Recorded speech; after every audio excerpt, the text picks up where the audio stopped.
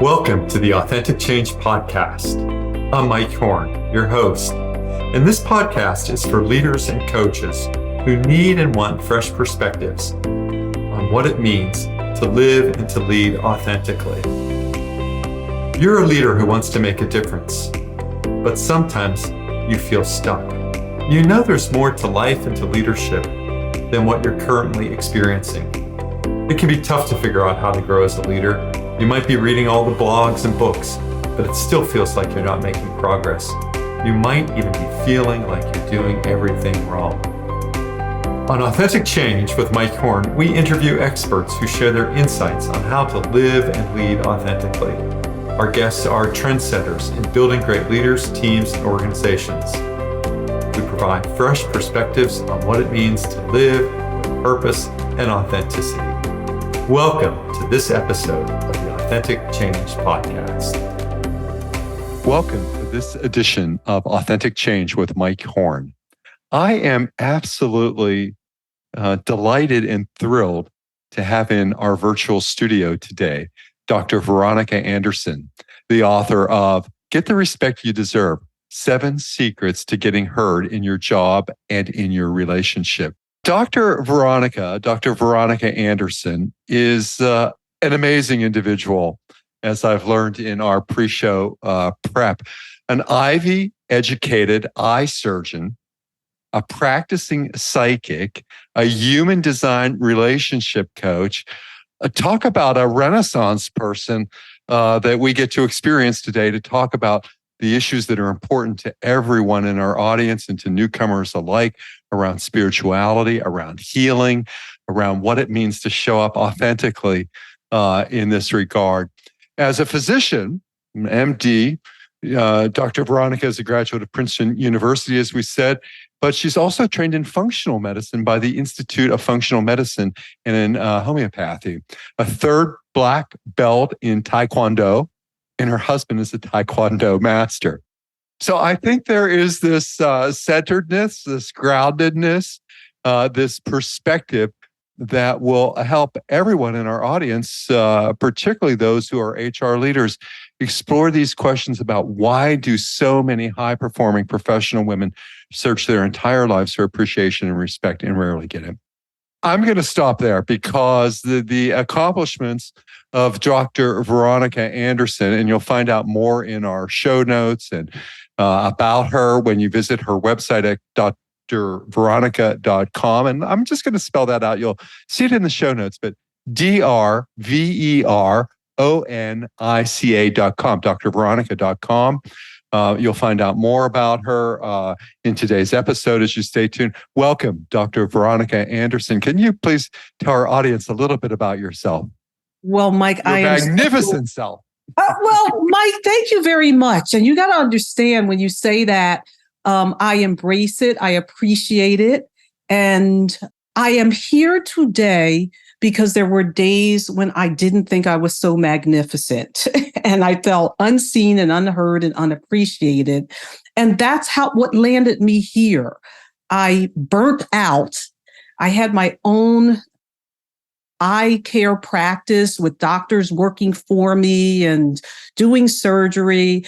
And I joke with people all this, like, I was a part-time mom and I homeschooled, and I was also doing my career and making almost $1 million a year doing all this stuff, which most people would say, oh my gosh, that's so fabulous. And yet I was miserable. I wasn't doing at that time what I was meant to do. I wasn't on my purpose and plan. Now you have to realize that I came from a background where we talked a little bit about my family before, but I was born in Philadelphia, the city of brotherly love. Both my parents are born there, and my parents came from humble beginnings, and I went to the college graduation of both my parents. And they're brilliant people. My father, who is deceased now, was at one time the president of IEEE, the Computer Society.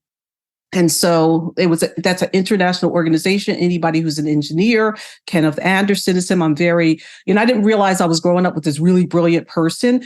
My uncle who is still alive, was a professor of economics at the University of Pennsylvania. His name is Veronica Anderson. Just tell you the kind of people that I was around, and they came from very poor beginnings. Okay, my father wanted to be a doctor, and he couldn't figure out how to manage it and afford it at the time. So he was very proud that I decided to become a doctor.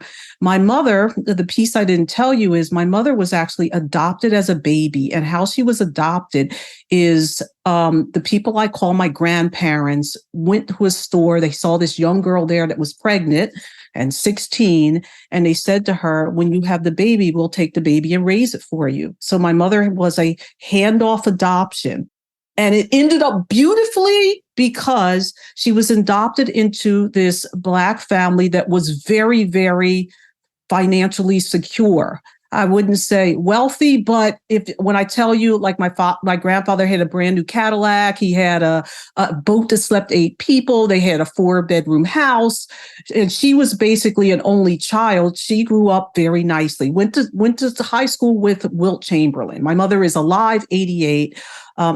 She's a Renaissance woman. So if you think that I am, my mother ended up being the mayor of our town at one point, switched political parties and became an assemblywoman in the state of New Jersey.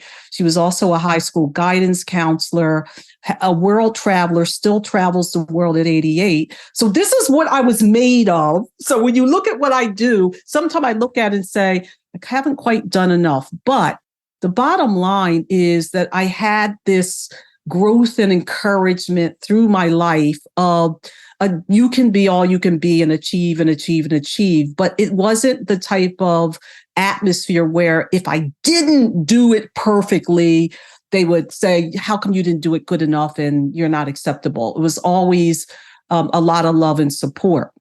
And so my mother had the vision of, you're really bright. You can go to a really good school.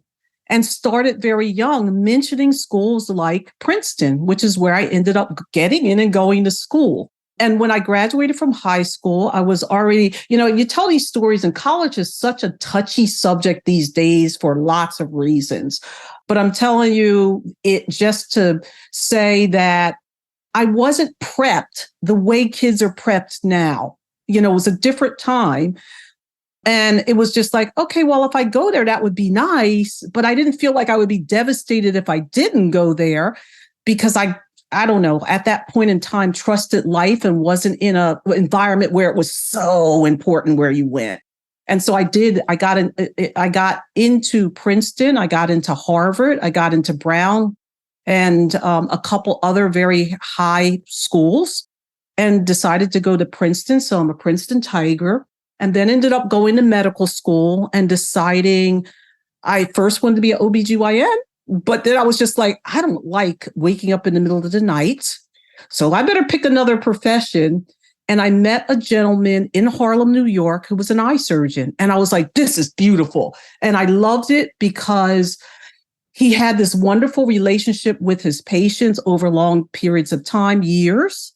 And also could do surgery. It was just like a nice mix of the type of practice, if you see what most ophthalmologists practice like now.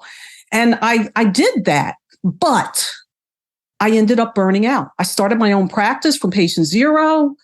It was successful by all measures, but I burnt out because of 2 things. One, there was something else I was supposed to be doing. This is why I'm talking to you today, because I'm doing what I'm supposed to be doing now.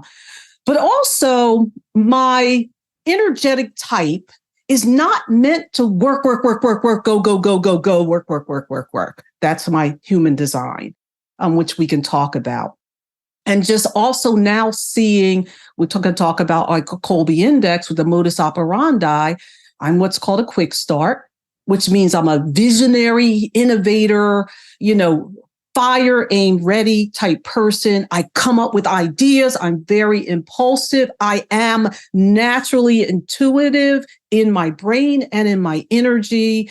And so being a doctor where you got to stay in the box was boring, but also just hard work for me because I wasn't in the flow of where I should be. And this is important for HR professionals to hear, because you will see somebody that looks like a superstar and then they seem to crash and burn. And a lot of times these are the things in their background that you don't know, the way their brain's wired and the way they are energetically, that if they went to that flow, they're going to be super successful. But nobody ever told them that these things even exist. So I'm going to stop there and let you, Mike, ask some questions, because I'm sure you're probably coming up with questions as I'm speaking. Well, you raised so many interesting topics for the consideration of our audience, Dr. Veronica Anderson. On one hand, I was thinking about many of the clients with whom I work. They're often in periods of transition. Sometimes it's a job transition. It didn't work out at one company. They're going to another company. And many clients stress and they worry about the job and all of the status and the important benefits that arise from employment. But they often forget about the other dimensions of life around physical health, emotional health, spiritual health. And maintaining those in balance is just as important as maintaining the job balance that fulfills our intellectual desires. So I'm curious about how you took care of those different realms when you were unseen and unheard. What happened? A few weeks ago on the Authentic Change with Mike Horne podcast, was luckily enough to interview Dr. Frank Douglas, CMO, Chief Medical Officer at some of the globe's largest pharmaceutical companies during his career. And he talked about at Harvard being unseen and unheard, and how that propelled him throughout his career. He was the top executive in some of the largest global pharmaceutical companies on the planet, about how to reframe systemic discrimination. What happened for you? Well, when I decided to walk away from my own ophthalmology practice, I was clinically depressed, but I didn't know it. And severe, major ophthalmologists, by the way, at the top of the food chain for many of the medical professions. So let me just tell you, at the top of the food chain, that ophthalmologists are about 2% of the doctors in general. Now, let me just tell you that African American doctors are only 2 to 4% of doctors overall. And so I would go to ophthalmology conventions, and I used to joke, I'd be like, there are 10,000 white men and me. And that's a little bit of an exaggeration. But as a woman at that time, there was a big line at the men's room during break, and women just could walk right in and out. That's how women there were. Yeah, I recall being at Genentech when we introduced an ophthalmological product and about the entry into that marketplace. Yes. And it's funny because they have a retina products. Yes, and yes. I remember when I was training one of the retina surgeons, because I was a glaucoma specialist. So I am fellowship trained above my ophthalmology. And I remember one of the retina surgeons saying, "You're going to be a glaucoma specialist? You have such good hands. What a waste," right? Because he thought I wasn't going to be doing enough surgery. But I burned out because... And it was a clinical depression. I didn't get physically sick the way some people do. And I want to sidetrack there to say, one of the pieces, like you said, I'm a practicing psychic, which is something I could not say previously, even though it was going on behind me. I started realizing that I knew things about people and situations and health problems that I didn't have a logical answer for. A left brain in the research, I did a clinical exam on it, answer for. I would know what was wrong with people in a nanosecond. And then I would fill it in with my left brain to explain to everybody else why it was that answer. And so what happens is people just think you're absolutely brilliant. Now, obviously, I graduated from medical school with honors. I could take a test, okay? And I could pass my boards and get in the 90th percentile, which is left brain academic. But being able to be a good clinician where you can determine what's wrong with someone and then determine what's going to help them get well is a completely different skill. And I would have patients referred to me as an ophthalmologist in my practice. I would diagnose their rare condition, and doctors would call me up and say, well, how did you know that? Now, I was still at the point where it was obvious. I mean, I knew it because, and I give them the left brain answer. But the person would walk in, I'd see them, and all of a sudden across my vision would go Behçet's disease or acromegaly or, malignant hypertension. I mean, this is the way things would appear to me before the person even came in my office and sat down in a chair. And think about it, I was an eye doctor, and I wasn't a primary care doctor or anything like that. And I was diagnosing just all kinds of manner of things in people. But I didn't realize at that time how I was getting that answer. It was just like, how come everybody else can't know it like this? I didn't understand until I got out of it. And I was telling one of my business coaches how people would text me. This is when I'm not practicing medicine. They text me and say, you're a doctor. Can I ask you a medical question? We'd be talking about something else in business, and they want to ask me something medical, the sideline consult. And they would text me, and I'd be like, I knew what they had. Like, as they started texting me before asking them any questions, I mentioned that to one of my business coaches, and she said, oh, wow, you're a medical intuitive. And I was like, what? A what? I never heard of it. And then she told me what it was. And of course, I was like, oh, no, no way. I'm a real doctor. We don't do things like that. But then, because she was a trusted advisor, she convinced me, well, it wasn't this easy. I'll tell you what happened to me physically. She said, you have a skill that can help a lot of people. You should offer it to people, because there's a lot of people who can't get answers in the way we've been taught to get answers, the Western medicine, physical research type way, who need help, and they want somebody to help them. So you should do this. Now, I was resistant to saying this because I was frightened to say who I truly was in this area. And I ended up having a severe injury in my left leg. I went out running one day, ran down Fifth Avenue in New York, past the Art Museum, tripped and fell, tore my knee up so bad, dislocated it, detached the tendon. When I got to the hospital, the doctor there, who happened to be a guy I knew from college, interestingly, and he was one of the famous orthopedic surgeons, it was like, you look familiar. Yeah, you look familiar too. He's like, well, I don't know how you did that, but it looks like you had a ski accident. That's how bad my injury was. And that's what, when I heard you describe it, it sounded like a skiing accident, but it was a running accident. And the interesting part is that same week, and this woman was sitting she had two female doctors that had now she had gone skiing, which meant she had a broken bone and I didn't have a broken bone, but we had almost identical injuries.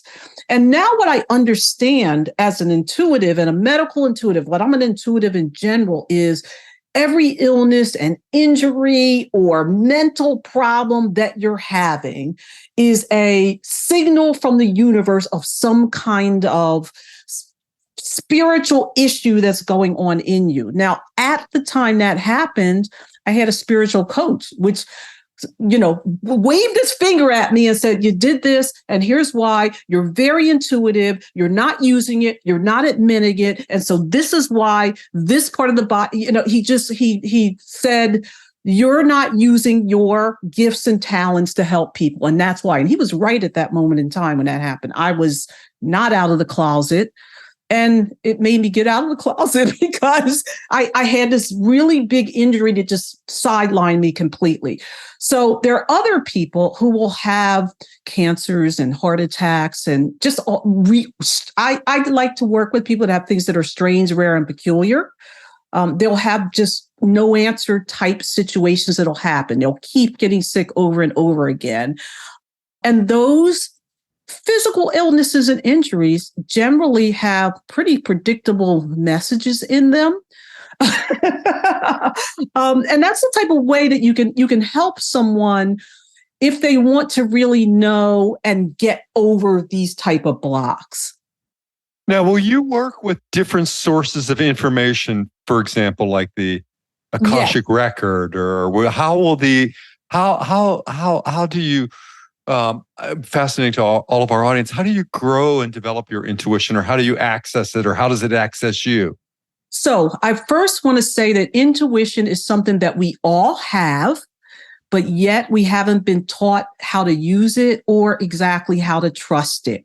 It's in Western culture, it's kind of poo-pooed because you can't see it the same way these other things. And it's not testable in a double-blind, retrospective, case-controlled study type scenario, which, by the way, was put in place by pharmaceutical industry. I mean, pharma doesn't necessarily like people like me who tell people how to get to the cause of the cause, right? So I was an intuitive for a long time, didn't realize what was happening.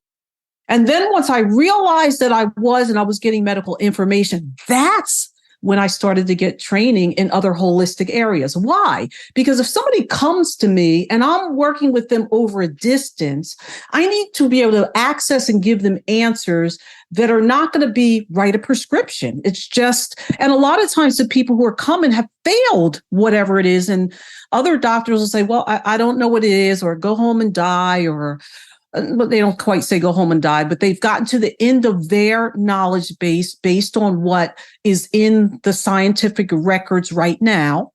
And these people have not given up hope and say, I know there's something else. I know there's something else. And so I tell this story because there is something else. Your subconscious mind that keeps you blinking and breathing and your heart beating also heals you. And it can happen again if you remove whatever energetic block is going on. And so that can happen in all types of areas of life. People talk about being blocked and stuck. And so I'll work with people who are having a career problem. And they're like, why can't I seem to break through? Why do I keep getting passed over? That's a block also that's going on. It's all in the energy. And you have to learn how to use and switch your energy. And if people think, oh God, this is so woo-woo, just think when you walk in a room, you will be attracted to certain people and you'll be like, oh, I like them. They have good energy. Well, what I do is I'm able to give you pictures and words to be able to have languaging around that. So everybody's speaking the same language. That's where things like human design come in. Colby is actually testing a part of the brain, the cognitive part of the brain. There's three parts of the brain: the cognitive, thinking, reasoning, IQ, the deity of Western culture, the IQ and thinking and reasoning. But then there's affective, which is also emotional. Employers tend to like to use those discs and Myers-Briggs and things like that. But guess what? Those aren't going to predict exactly how you perform in a certain situation and how you do. There's this other part of the brain, cognitive, which is voluntary, and also how you do, how you take action when you're left to do it. So when I say I'm a 9 quick start, you know that I'm going to take risks. I'm going to be the shiny object person. You're going to have to pull me back off the ledge. You know what I'm saying? But you may be the fact finder. And whoever's a fact finder listening to this, I'm driving them bananas because they just can't Google fast enough what I'm saying. They want data, data, data, data, data. So let me just, is data.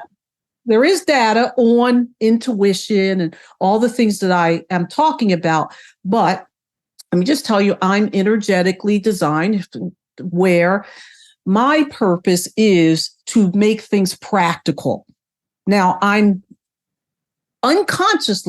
what's called a 5-1 splenic projector for anybody who knows about human design. That 1 means I'm an investigator. So unconsciously, I am also always investigating. But the 5 means I'm an innovator.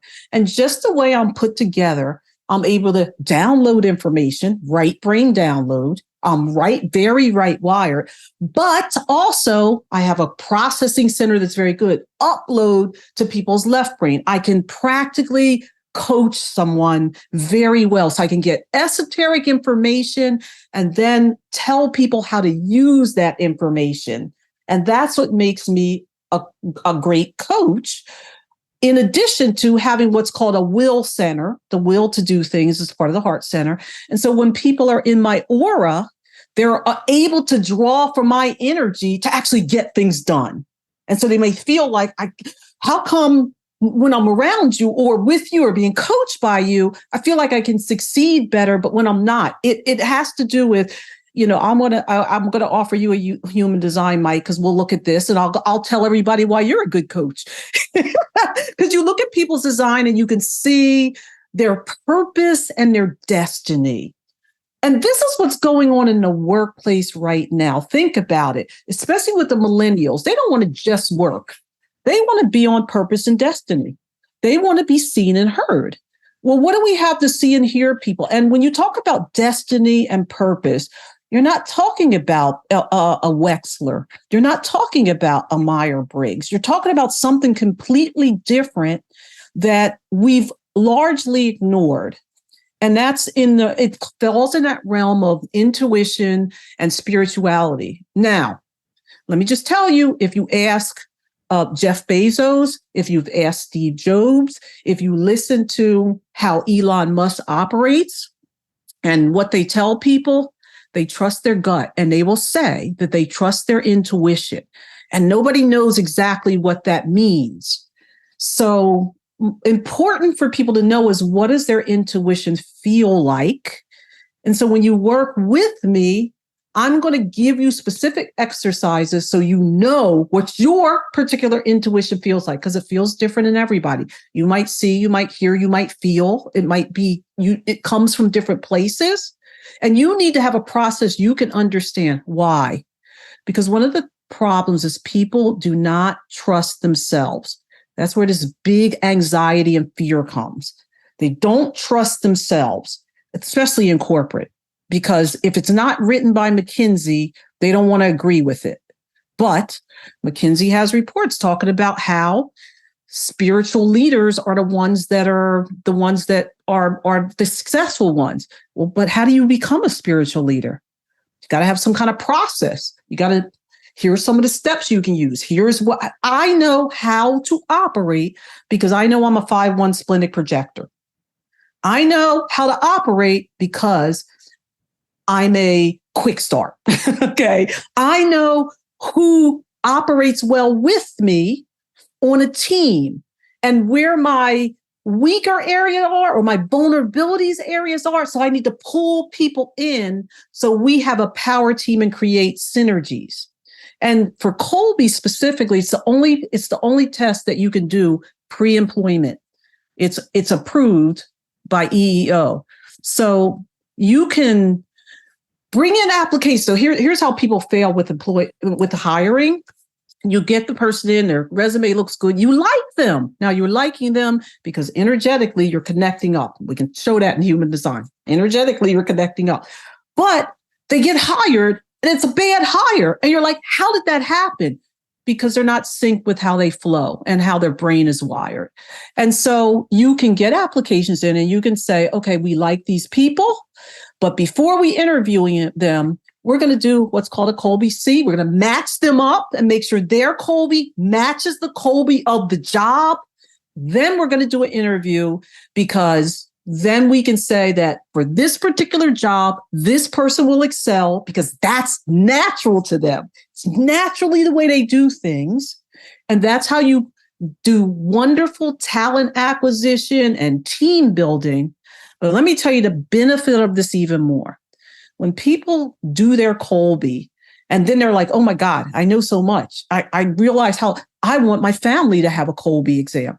They come back and they tell Kolbe Corporation that the biggest benefit was in their personal relationships, not at work. Now, we realize that it works really well in work.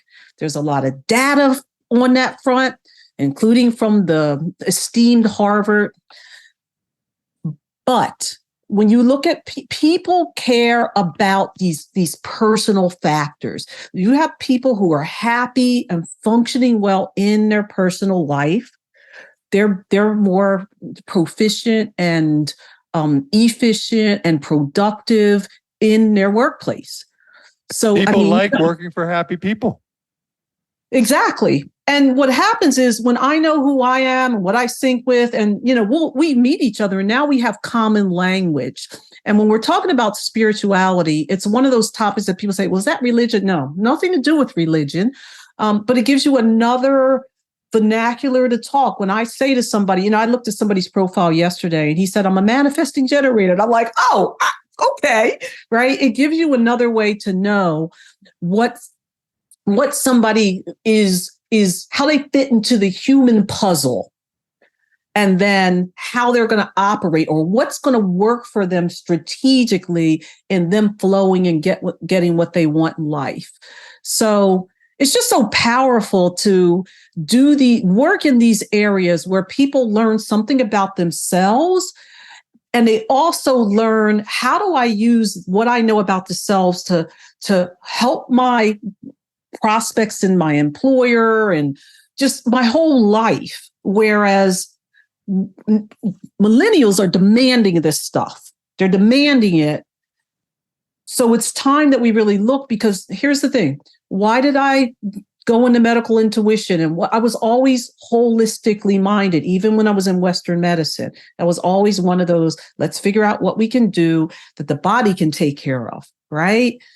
People want to know that now. They demand to know that. So when I walk in and I help people, I can pull from, I can understand the Western medical stuff. And if somebody's really sick, I'll be like, get to the doctor right now. This is not to be taken care of with a vitamin or herb. This is serious. Get to the doctor right now. And that you're going to get the honest from me, everything. But once they get to the point where they're, let's say, stable, it'll be like, okay, now how do we heal the cause of the cause? How do we fix what's going on spiritually that broke your body? Because you are mind, body, spirit. We fix what's going on spiritually. And then the body ends up healing itself. Why? Because that's how the subconscious mind works. It's what you already knew how to do when you were a baby. You knew how to heal. You forget over time. And it's the universe giving you information about what you need to do and change in your life. That's what illnesses and injuries are for. So guess what? If I wasn't here telling you this is what I do and still ashamed of it, I wouldn't have just hurt my knee. I'd have been hurting all other kinds of things. I'd be getting sick and, all matters of things. I'd have all kinds of health problems. I wouldn't be sitting here. I'm not the pharmaceutical dream, because I sit here, no medicines and all this other type of stuff. And let me just say, I want people who are in pharma to know that I think that they are absolutely necessary. Why? Because honestly, I think there's only going to be a small number of people who are going to be able to get to the level to be able to,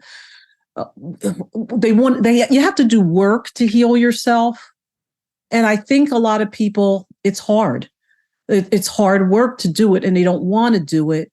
So there's going to be plenty of billions and trillions of people out there that are going to go the medicine route because it's the way they want to go. And let me just put it this way. Also, that's their spiritual journey. That's where they're supposed to be. That's how they're supposed to do it. So this is not a one size fits all. There are going to be people who are going to be able to heal holistically, even from death's door. Okay. But there are going to be other people who want to, and they're not going to be able to. And a pharmaceutical is going to be the right answer. And if they want to stay alive and be healthy, the right answer is take your prescription. So sometimes, when I work in a holistic field, I meet people who hate Western medicine and think nobody should ever take a pharma or anything like that. No, we're all different. I'm grateful that there are people out there who are doing pharmaceutical research, because if Gentech wasn't around, there'd be a lot of people blind from macular degeneration. There would be. But AMD, right?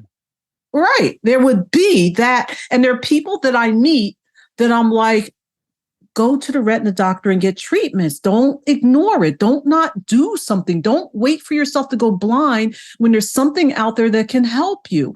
Go get that treatment and then come back and we can work on other things. These are meant to work in concert. So all of us are meant to, and we're at a time in the world where we all need to start embracing this. All of us are meant to coexist. There's not a hierarchy. There's not one thing that's better than the other. And I think in medical fields, people get very dogmatic and they have the addiction to being right. So they want to prove other people wrong. I'll tell people, they'll come to me and I'll say, I'm glad you're getting better. Don't tell your doctor how you did it. But the doctor will be happy because they feel like they did something and the person's medicine's I was like, don't tell them. Just say, I've been doing what I'm supposed to do. I'm the friend of your doctor, even if they don't know who I am and how it gets done. Who cares? You're better. Okay. It's been such a, let's end it on that note, because I love the concept of you're better. And I think that's what you're doing with all of your work. Dr. Veronica Anderson, featured on Good Morning Washington, CNN Headline News, Fox, Bustle, plenty of places to learn more about Dr. Veronica Anderson, but I'd encourage you to visit her at drveronica.com. You can find her on LinkedIn, Facebook, Twitter, Instagram. Dr. Veronica Anderson, if you had one piece of advice to give to our listeners, our HR leaders, our R&D leaders, about ending destructive perfectionist behaviors, what would that piece of advice be? Oh my God. Learn how to trust yourself and then do it. You're going to be delighted. It's just the destructive behavior comes from a lack of trust in oneself. Learn about your intuition and use it and follow it above everything else. It will never fail you. Amazing. Dr. Veronica Anderson, Learn to Trust. I think that's the title of your next book, Dr. Veronica Anderson, Learn to Trust. It's just trust in yourself, trust in your intuition, trust in your potential, trust in your wisdom. Wonderful to have you as a guest. So until the next episode of Authentic Change with Mike Horne, I'd like to thank Dr. Veronica Anderson and encourage everyone to stay well. Thank you. Thank you for listening to the Authentic Change podcast. I'm delighted that you've tuned in to listen. Please visit the show notes for links to topics discussed in today's podcast. To download a free ebook on authentic change and leadership and to subscribe to my newsletter, please visit mike-horne.com. Once again, mike-horne.com, mike-horne.com. Once again, thank you for listening to the Authentic Change podcast.